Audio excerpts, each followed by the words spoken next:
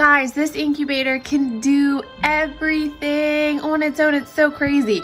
We did not purchase this. Somebody else had it, didn't need it anymore, gave it to us. We're so thankful for it.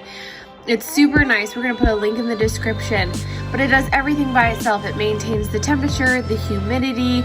It sets off a little alarm as it changes and ups the humidity or it turns the eggs. It like lets us know what's going on. It holds 56 eggs, but we're gonna put 41 in here today with also one more egg that is huge. We're hoping to get twins out of it, but you gotta stay tuned and we'll let you know. The 41 eggs are meat chicken eggs. So we already have about 30 already from another incubator that we did purchase, and we will put that in the description. You will have seen it in some of our other videos. Once these meat chickens hatch, we will have about approximately 205 pounds of chicken meat, and it didn't cost us anything to hatch them. When you are doing an average price of $3 a chick, or more from a hatchery for your meat chickens. And so we find it very, very cost effective to hatch them ourselves. And another 150 pounds from the 30 chicks we already have, giving us a grand total of 355 pounds of chicken meat that we will be totally independent from the grocery store in just 8 short weeks from the hatch date. What's going on, YouTube fam? Nathaniel here with Squeaky Tree Homestead. We are out here this morning because we are going to be doing some more seed trays. Yep. And since we have the greenhouse, the DIY greenhouse I built, I'm going to do some more seed trays. However, we're getting a little crazy. We're going to be doing a lot of seeds. And obviously this won't fit a lot, so I'm doing a slight modification. So let me show you what I'm doing here. So as you can see, only 8 trays can fit on the bottom. And so I'm gonna do a little quick shelf, and I'm gonna show you what I'm doing here. Also, we're gonna be labeling the plants with these popsicle sticks.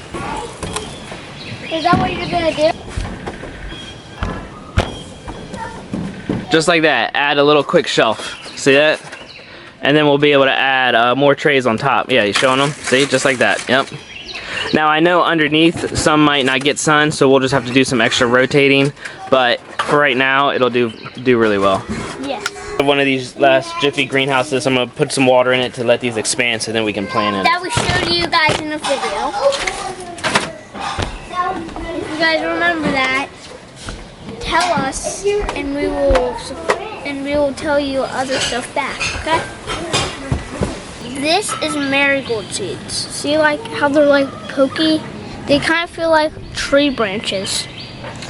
And we're going to be planting them in here since they haven't came.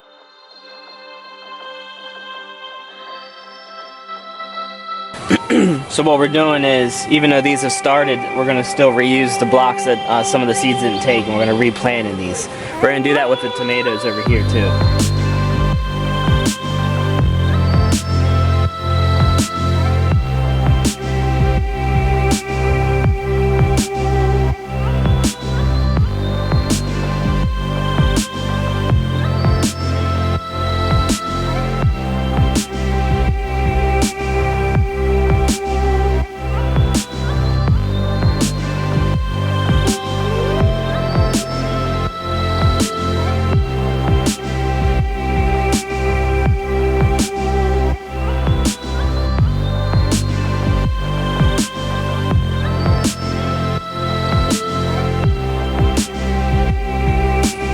So we don't need one because this whole thing's Ramos. Okay? Okay. Alright, we'll leave that right there, and then we'll go ahead and water that before we put it in.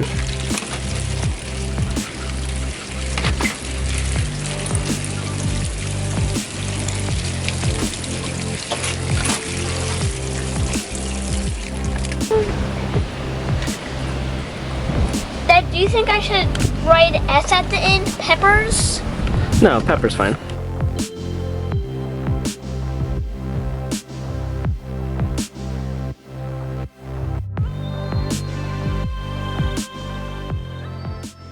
We were planting more seeds to fill in the areas that seeds didn't take, so we're not losing our soil blocks.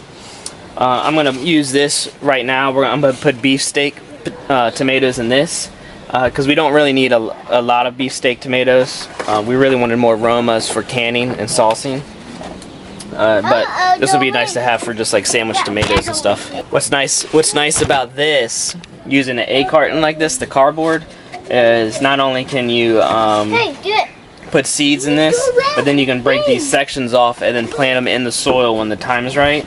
And then if you leave the lid on top like this, you can just label it so you know what it is. Let me see the marker real quick, Eli. So see, we can just put beefsteak right there. And then we know that that's what this is.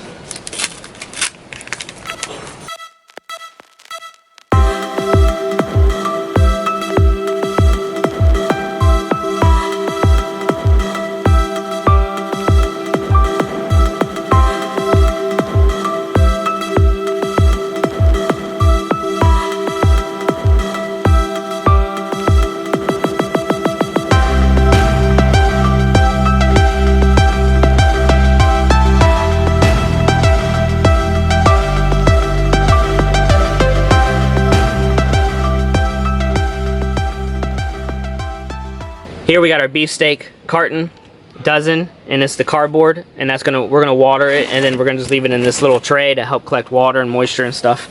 We're gonna do it right here.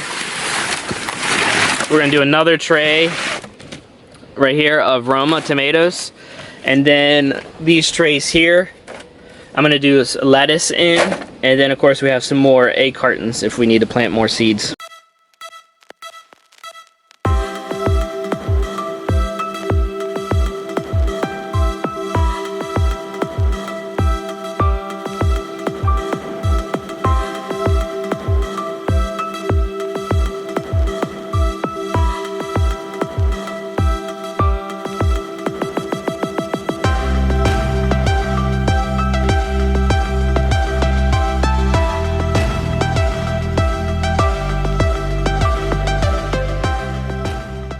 Alright, we got all the seed trays done.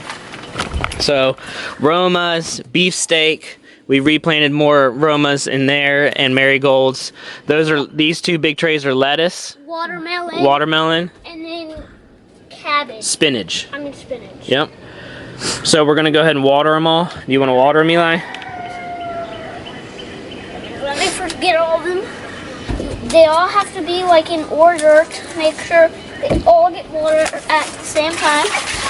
Like that. And what we did here for these trays is, if you can see, we have two sticks. One is head lettuce. On this side is all head lettuce Paris. And then on this side is head lettuce butter crunch. And then we did the same here, but this is mixed lettuce and then Swiss chard. So, go ahead.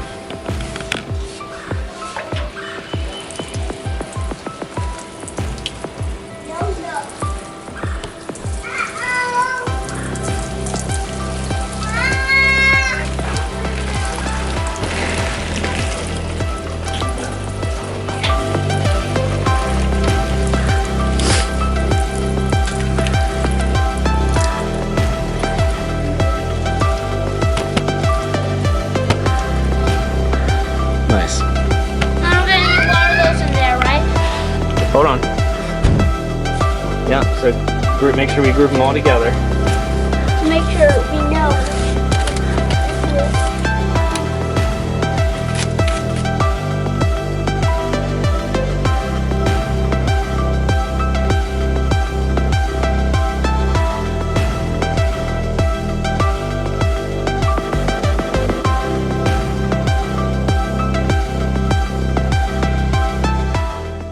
So as you can see, the shelf works out really well. Yes.